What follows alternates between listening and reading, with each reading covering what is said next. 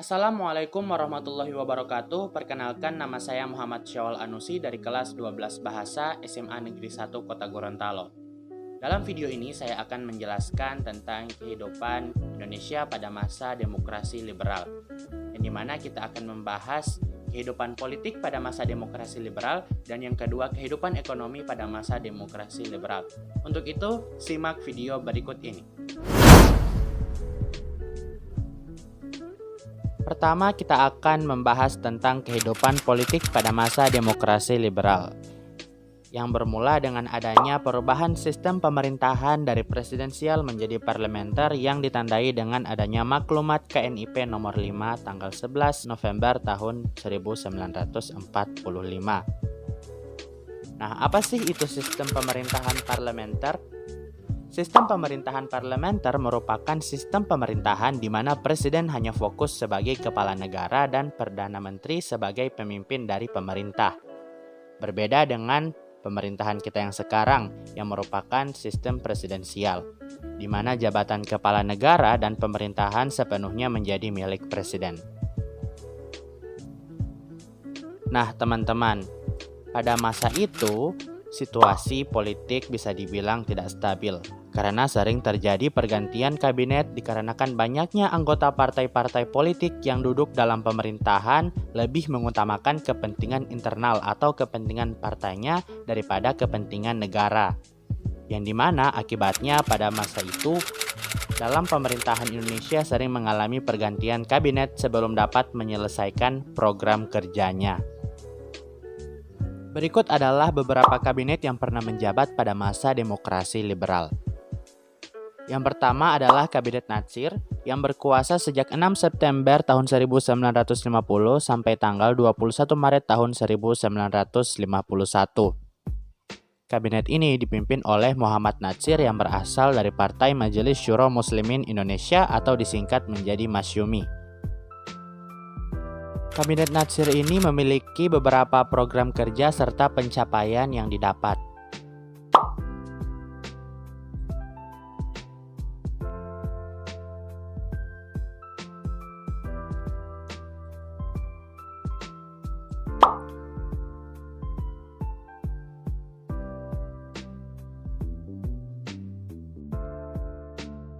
Tidak lepas dari itu, kabinet ini juga memiliki kendala atau masalah yang dihadapi, diantaranya seperti upaya memperjuangkan masalah Irian Barat dengan Belanda mengalami kegagalan. Dan yang kedua adalah timbul masalah keamanan dalam negeri, yaitu terjadi pemberontakan hampir di seluruh wilayah Indonesia, seperti gerakan DITII, gerakan Andi Aziz, gerakan APRA, dan gerakan RMS. Berakhirnya kekuasaan Kabinet Natsir. Pada masa Kabinet Natsir, perundingan mengenai masalah Irian Barat mengalami kegagalan dan terjadi mosi tidak percaya dari PNI menyangkut pencabutan peraturan pemerintah mengenai DPRD dan DPRDS. PNI menganggap peraturan pemerintah nomor 39 tahun 1950 mengenai DPRD terlalu menguntungkan Masyumi. Mosi tersebut akhirnya disetujui oleh parlemen sehingga Muhammad Natsir harus mengembalikan mandatnya kepada presiden. Selanjutnya adalah kabinet yang kedua, yaitu Kabinet Sukiman yang berkuasa sejak tanggal 27 April tahun 1951 sampai tanggal 3 April tahun 1952. Kabinet Sukiman ini merupakan kabinet koalisi antara Masyumi dan Partai Nasional Indonesia atau PNI. Kabinet ini dipimpin oleh Sukiman Wiryo Sanjoyo. Berikut adalah beberapa program kerja, pencapaian kerja, serta kendala atau masalah yang dihadapi oleh Kabinet Sukiman.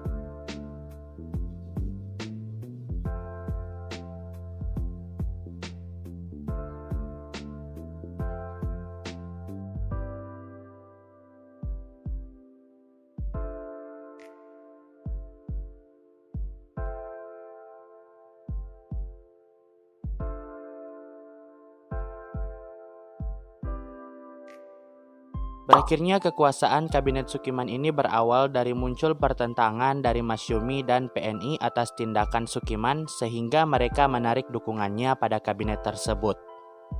DPR akhirnya menggugat Sukiman dan kemudian ia terpaksa mengembalikan mandat kepada presiden. Selanjutnya adalah kabinet yang ketiga, yaitu Kabinet Wilopo yang berkuasa sejak tanggal 3 April tahun 1952 sampai tanggal 3 Juni tahun 1953. Kabinet Wilopo ini merupakan kabinet yang berasal dari Partai PNI yang dipimpin oleh Mr. Wilopo. Berikut adalah beberapa program kerja, pencapaian kerja, serta kendala atau masalah yang dihadapi oleh Kabinet Wilopo.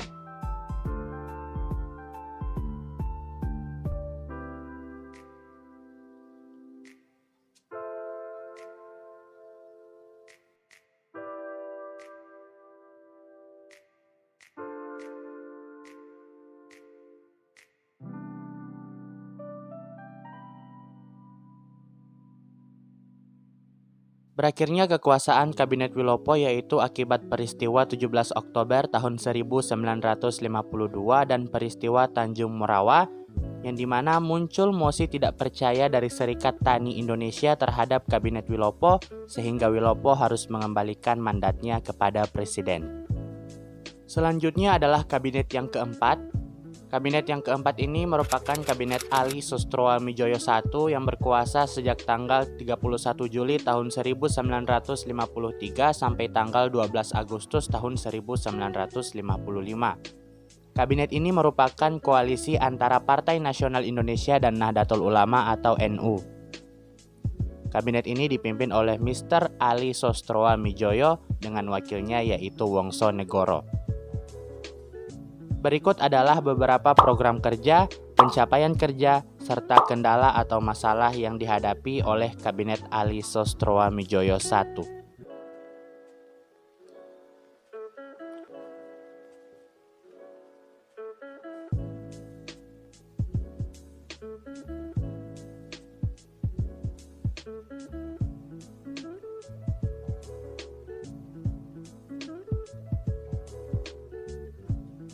Berakhirnya kekuasaan Kabinet Ali ini karena NU menarik dukungan dan menterinya dari kabinet, sehingga keretakan dalam kabinetnya inilah yang memaksa Ali harus mengembalikan mandatnya pada Presiden. Selanjutnya adalah kabinet yang kelima, yaitu Kabinet Burhanuddin Harahap yang berkuasa sejak tanggal 12 Agustus tahun 1955 sampai tanggal 3 Maret tahun 1956. Kabinet ini merupakan kabinet dari Partai Masyumi yang dipimpin oleh Burhanuddin Harahap. Berikut adalah beberapa program kerja, pencapaian kerja, serta masalah atau kendala yang dihadapi oleh Kabinet Burhanuddin Harahap.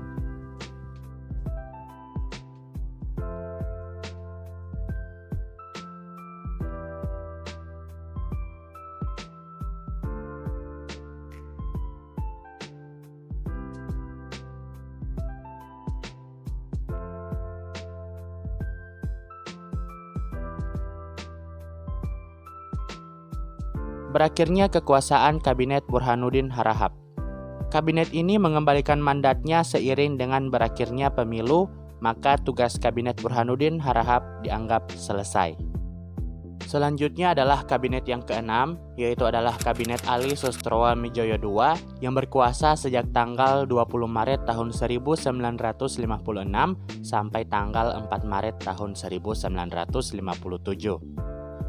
Kabinet ini merupakan koalisi dari 3 partai, yaitu PNI, Masyumi, dan NU. Kabinet ini dipimpin oleh Ali Sostroamidjojo dengan wakilnya Muhammad Rum dan Idham Khalid. Berikut adalah beberapa program kerja, pencapaian kerja, serta masalah atau kendala yang dihadapi oleh Kabinet Ali Sostroamidjojo II.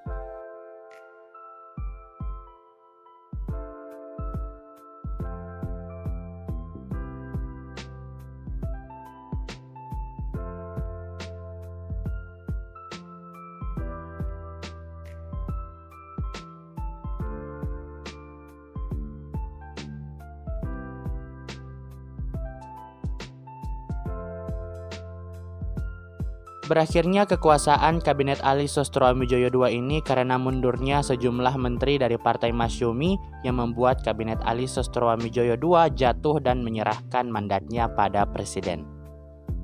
Selanjutnya kita masuk ke kabinet yang terakhir, yaitu adalah Kabinet Juanda. yang berkuasa sejak tanggal 9 April tahun 1957 sampai tanggal 5 Juli tahun 1959. Kabinet ini dibentuk karena kegagalan konstituante dalam menyusun Undang-Undang Dasar pengganti Undang-Undang Dasar sementara tahun 1950 serta terjadinya perebutan kekuasaan antar partai politik. Kabinet ini dipimpin oleh Insinyur Juanda, tetapi Presiden Soekarno sendiri yang menjadi formatur kabinetnya. Kabinet ini juga dikenal dengan Zaken Kabinet. Berikut adalah beberapa program kerja, pencapaian kerja, serta kendala atau masalah yang dihadapi oleh Kabinet Juanda.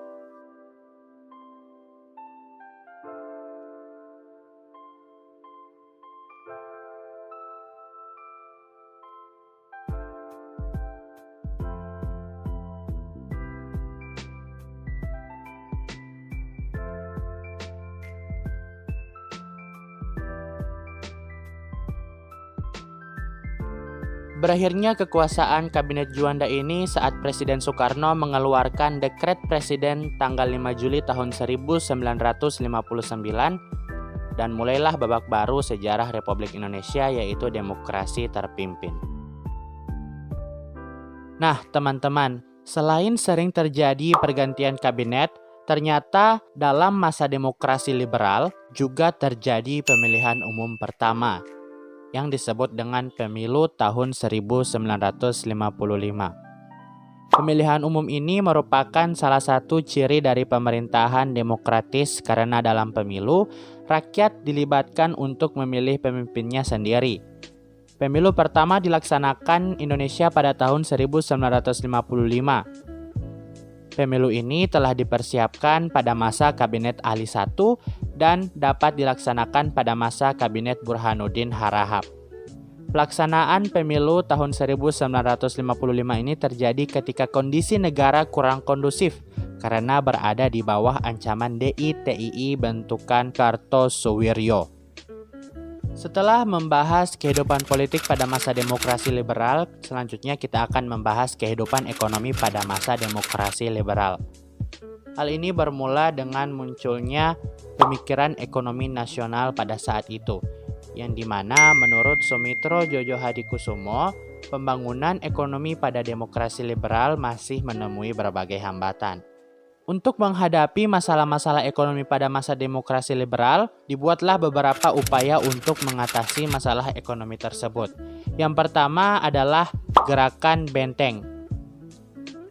Gerakan Benteng ini merupakan suatu usaha pemerintah Indonesia untuk mengubah struktur ekonomi kolonial menjadi ekonomi nasional dalam rangka memperbaiki perekonomian Indonesia. Sistem ekonomi Gerakan Benteng digagas oleh Sumitro Joyo Hadikusumo, Menteri Perdagangan pada masa Kabinet Natsir. Kemudian yang kedua adalah kebijakan Gunting Syafruddin, yang dimana kebijakan ini adalah pemotongan nilai uang. Gunting Syafruddin ini digagas oleh Menteri Keuangan Republik Indonesia Serikat, Syafruddin Drawiranegara. Kemudian upaya yang ketiga adalah nasionalisasi di Javase Bank. Adalah proses pemindahan hak kepemilikan badan usaha Belanda di Indonesia ke pemerintahan Indonesia. Kemudian yang keempat adalah sistem ekonomi Alibaba yang diprakarsai oleh Iskak Cokrohadisurjo, Menteri Perekonomian pada masa Kabinet Ali Sustroamidjojo I. Kemudian selanjutnya upaya yang kelima adalah Biro Perancang Nasional yang bertugas untuk merancang pembangunan jangka panjang, dan Insinyur Juanda diangkat sebagai Menteri Perancang Nasional tersebut. Nah teman-teman, itu dia penjelasan mengenai kehidupan Indonesia pada masa demokrasi liberal. Mungkin hanya itu yang dapat saya sampaikan pada kesempatan kali ini. Mohon maaf bila ada kekurangan. Wassalamualaikum warahmatullahi wabarakatuh.